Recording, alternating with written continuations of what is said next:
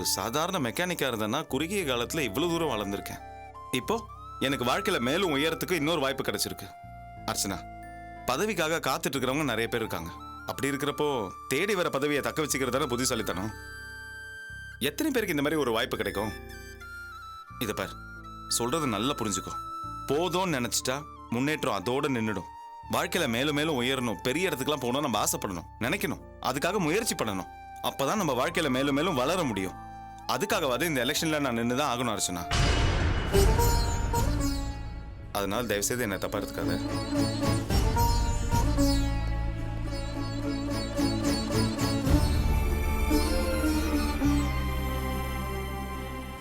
என்னம்மா ஐயா திடீர்னு இப்படி ஒரு முடிவு எடுத்துட்டாரு? நீங்களும் பேசாம அமைதியா இருக்கீங்க. நான் அவருக்காக என்ன மாத்திக்கிட்டேன். ஆனா அவரு எனக்காக எதையுமே மாத்திக்கல. காலையில ஆபீஸ் கிளம்பும் போது என்னோட நிம்மதி சந்தோஷத்துக்காக நாமினேஷனை வாபஸ் வாங்கிறேன்னு சொல்லிட்டு தான் போனாரு. ஆனா இப்ப வந்து வாபஸ் வாங்காததுக்கு என்னென்னமோ காரணத்தை சொல்றாரு. யார் இவர் மனசை மாத்தினது? யாருக்காக இவர் தான் மனசை மாத்திக்கிட்டாருன்னு எனக்கு ஒண்ணுமே புரியல.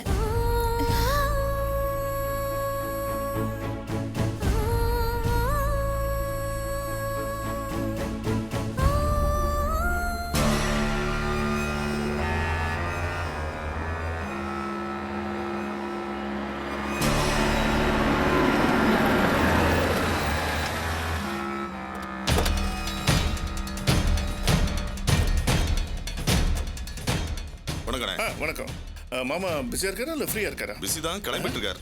உட்காருங்க, கூப்பிடுறேன். வாங்க மாப்பிள்ள. வணக்கம் மாமா. என்ன ஆசீர்வாதம் நல்லா இரு, நல்லா இரு. வெற்றி உனக்கு தான் மாப்பிள்ள. அப்புறம் அசோசியேஷன் எலெக்ஷன்லாம் எப்படி போயிட்டு இருக்கு? சந்தேகமே வேண்டாம், இந்த முறை நிச்சயமா நான் தான் ஜெயிப்பேன். எப்பவுமே நீ தான் அன்னப்போஸ்டா ஜெயிப்ப. இந்த தடவை எவனோ ஒருத்தன் ஒன்று எடுத்து நிற்கிறான் போல் இருக்கு. அவன் ஒரு புது பணக்கார மாமா, செல்வம்னு பேரு. ரோட் சைட்ல மெக்கானிக்கா இருந்து இன்னைக்கு அர்ச்சனா கார்ஸுக்கு ஓனரா இருக்கான். அவனுக்கு ஒன்றும் என்ன எதிர்த்து நிக்கணும்னு ஒன்றும் ஆசை இல்லை. ஆனா என்ன பிடிக்காதவங்க சில பேர் என்னை எதிர்த்து நிக்க பயந்து அவனுக்கு கொம்பு சீவி விட்டுருக்காங்க. ஆனா ஒண்ணு நிச்சயம், நான் தான் ஜெயிப்பேன் மாமா. எலெக்ஷன்ல மட்டும் அப்படி சாதாரணமா விட்டுறக்கூடாது மாப்பிள்ள. சின்ன எறும்பு யானை காதுல பூந்து அவ்வளோ பெரிய யானையை சாய்க்கிற மாதிரி நீ சாதாரணமா நினைக்கிற அந்த மெக்கானிக் நம்ம நட்டை கழட்டினாலும் கழட்டிடுவான். அதனால எலெக்ஷன் முடிஞ்சு முடிவு தெரிகிற வரைக்கும் ரொம்ப உஷாரா இருக்கணும். அசோசியேஷன் எலெக்ஷன் தானேன்னு சாதாரணமா இருந்துடக்கூடாது. நீ தோத்தா அது நான் தோத்தா மாதிரி மாப்பிள்ள. அதனால நீ எப்படியும் ஜெயிச்சாகணும் மாப்பிள்ள. ஜாக்கிரதை. நிச்சயமா ஜெயிச்சுட்டு உங்களை வந்து நான் பாக்குறேன். வெற்றி உனக்கு தான். போயிட்டு வா மாப்பிள்ள. வாங்க.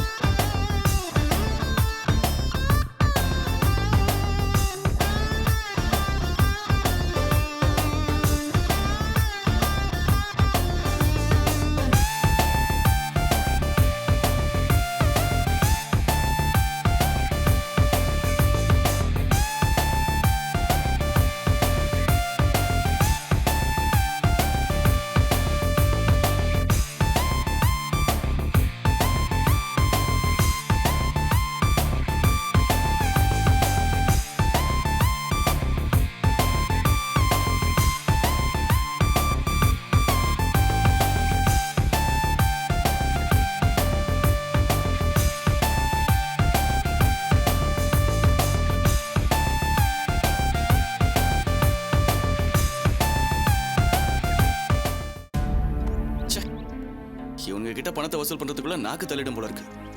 என்னமோ நாம கடன் வாங்க வந்த மாதிரி அலைய விடுறானுங்க. லாயர் சார் வணக்கம். வணக்கம் வாசு. இன்னும் 2 நாள்ல கேஸ் கோர்ட்டுக்கு வருது. நீங்க நேர்ல வந்து ஆஜராகணும். இன்னும் 2 நாள்லையா சார்? ஆமா வாசு, ஒன்றும் பிரச்சனை இல்லை.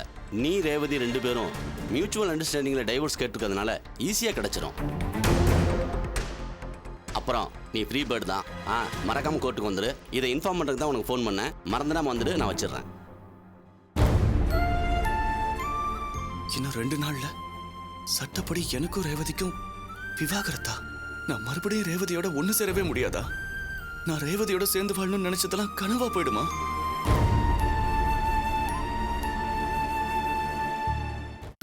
வாங்க. எலெக்ஷன் வேலையெல்லாம் எப்படி போயிட்டு இருக்கு? கேன்வாசிங்லாம் நல்லா எல்லாம் நடக்குதா? நல்லபடியா போயிட்டு இருக்கு. எனக்கு இவ்வளவு ஆதரவு இருக்கும்னு நான் கொஞ்சம் கூட எதிர்பார்க்கவே இல்லை, தெரியுமா? இல்ல நல்ல காலம், நல்ல நேரத்துல நீ என்ன அட்வைஸ் பண்ணி இந்த எலெக்ஷன்ல நிக்க சொன்ன. இல்லாட்டி நீ சொன்ன மாதிரி என் பலம் என்னன்னு எனக்கே தெரியாம போயிருக்கும். ஓட்டு கேட்க போன இடத்துல எல்லாம் நல்ல வரவேற்பு. ஒருத்தர் தவறாம எல்லாரும் எனக்கு தான் ஓட்டு போடுவேன்ட்டாங்க. நிச்சயமா நம்ம தான் ஜெயிப்போம் நந்தினி. சரி, காலையில இருந்து 2 பேரும் நிறைய அலைஞ்சிட்டோம். சாப்பாடு எடுத்து வைக்கிறியா? ரொம்ப பசிக்குது. சரி வாங்க சாப்பிடலாம். வாங்க. போதும் போதும். ஆரம்பத்துல இந்த எலெக்ஷன்ல நிக்கணுமா வேணாமான்னு யோசிச்சுட்டு இருந்தேன்ல, இப்ப எனக்கே என்ன நினைச்சா ரொம்ப பெருமையா இருக்கு. ஆனா இந்த பெருமை எல்லாம் ஒன்னதான் சேரும். நல்லா சாப்பிடுங்க சேட்.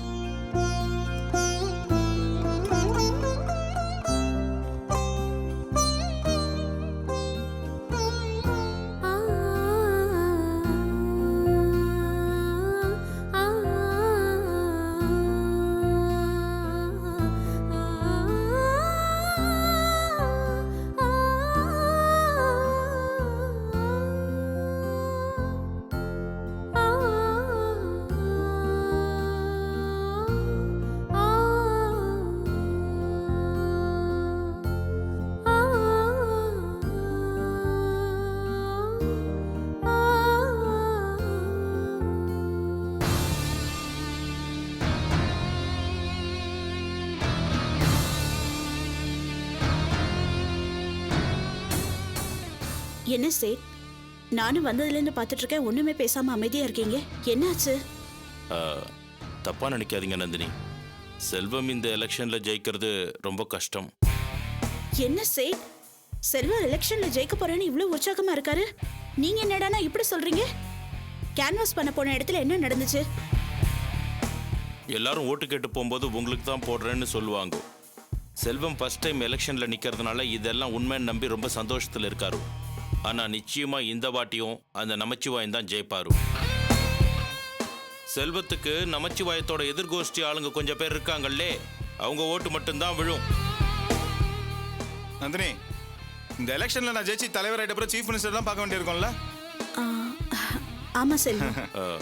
போலாமா? டைம் ஆச்சு. நிறைய பேரை பார்க்க வேண்டியிருக்கு. இந்தா நான் கிளம்புறேன். வாங்க.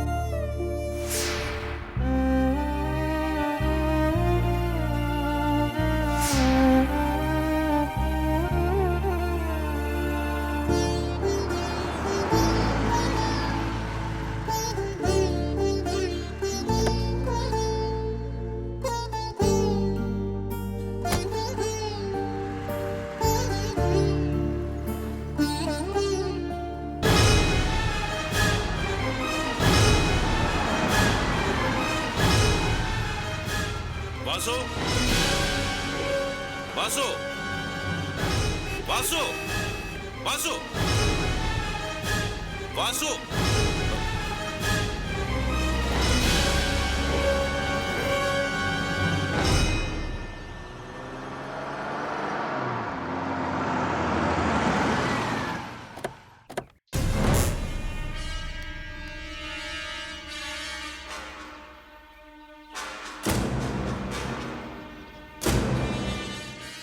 உள்ளவாதீனா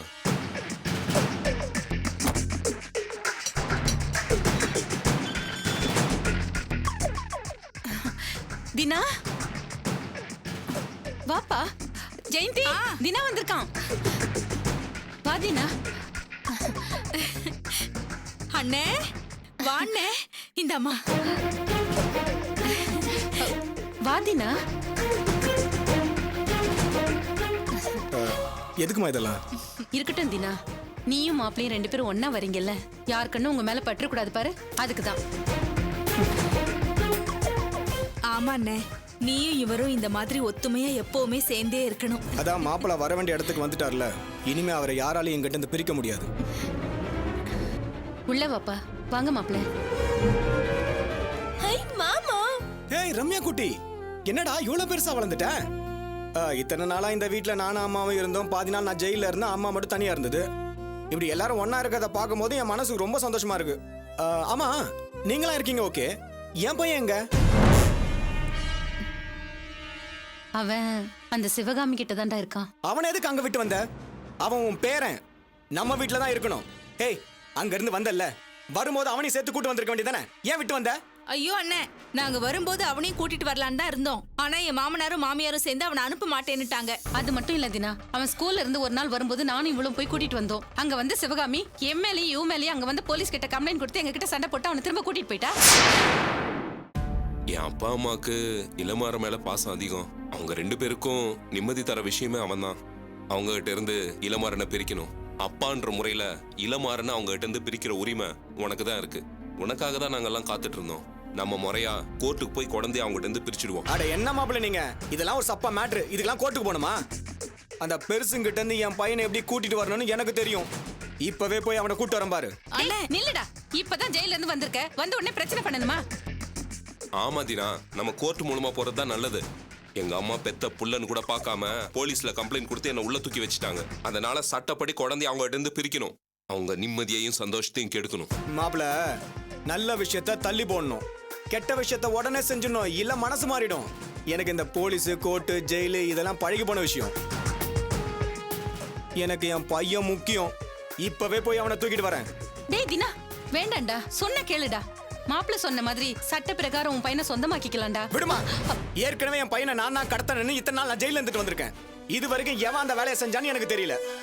எத்தனையோ தடவை செஞ்ச தப்புக்காக உள்ள போயிட்டு வந்திருக்கேன் ஓகே, ஆனா செய்யாத தப்புக்காக உள்ள போயிட்டு வந்திருக்கேன்.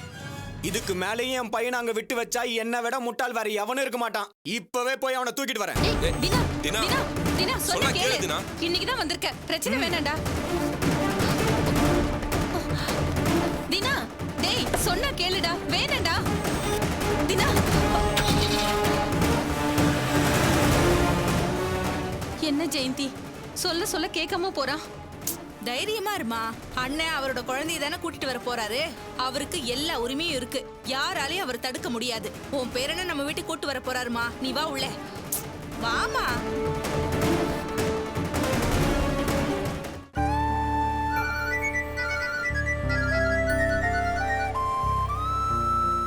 சொல்லுங்க வக்கீல் சார். ஒன்றும் இல்லை sir, Vasu Revathi divorce case 2 நாள்ல கோர்ட்டுக்கு வருது. அதை இன்ஃபார்ம் பண்ண தான் உங்களுக்கு ஃபோன் பண்ணேன். அப்படியா? இந்த விஷயத்த வாசு கிட்ட சொல்லிட்டீங்களா? ஃபோன் பண்ணி சொல்லிட்டேன் சார். அவன் என்ன சொன்னான்? எதுவும் சொல்லலை, நான் சொன்னதை கேட்டுட்டு ஃபோனை வச்சுட்டாரு. ஓ, ஒன்றும் இல்லை, இந்த விவாகரத்து விஷயமா அவன் கொஞ்சம் குழப்பத்தில் தான் இருக்கிறான். சரி விடுங்க, நீங்கள் வைங்க, நான் பார்த்துக்கிறேன். Okay sir, thank you. ஆ,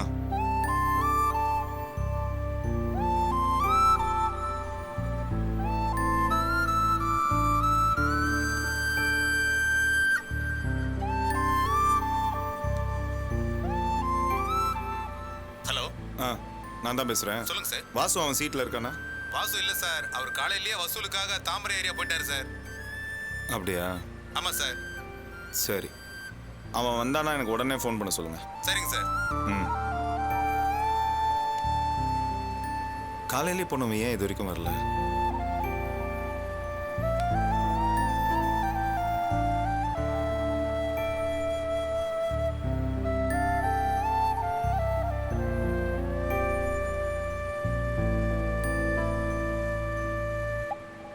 ஏன் எடுக்க மாட்டேங்கிறான்?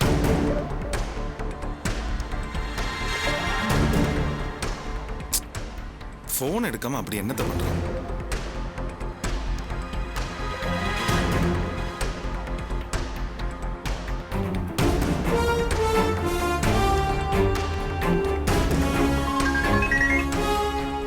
சொல்லு செல்வம். நீங்க வாசு எங்கேயாச்சும் பாத்தீங்களா?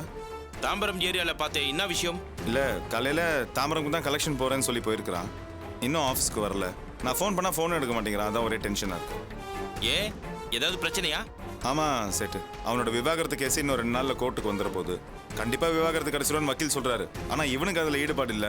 ஒரே குழப்பமா சுத்திட்டு இருக்கான். நான் தான் அவனை வற்புறுத்தி இந்த டைவர்ஸை வாங்க வைக்கிறேன். என்ன செல்வம் சொல்றே? நான் பார்க்கும்போது பூச்சி மருந்து கடைக்கிட்டல இருந்தாரு. என்னது, பூச்சி மருந்து கடைக்கிட்டியா? ஆமா செல்வம், அங்க ஏதோ வசூலுக்கு வந்திருக்காருன்னு நினைச்சேன். கூப்பிட்டு பார்த்தேன், அவர் காதலே விழல. அதுக்கப்புறம் ஒரே டிராஃபிக்கா இருந்ததா, நான் கார் எடுத்துட்டு கிளம்பிட்டேன். செட், நீங்க ஒன்று பண்ணுங்க. நீங்க உடனே ஏர்போர்ட் கிட்ட வந்து நில்லுங்க. நானும் அங்க வரேன். நம்ம 2 பேரும் சேர்ந்து போய் அவனை தேடி பார்ப்போம். சரி, நான் கிளம்பி வரேன்.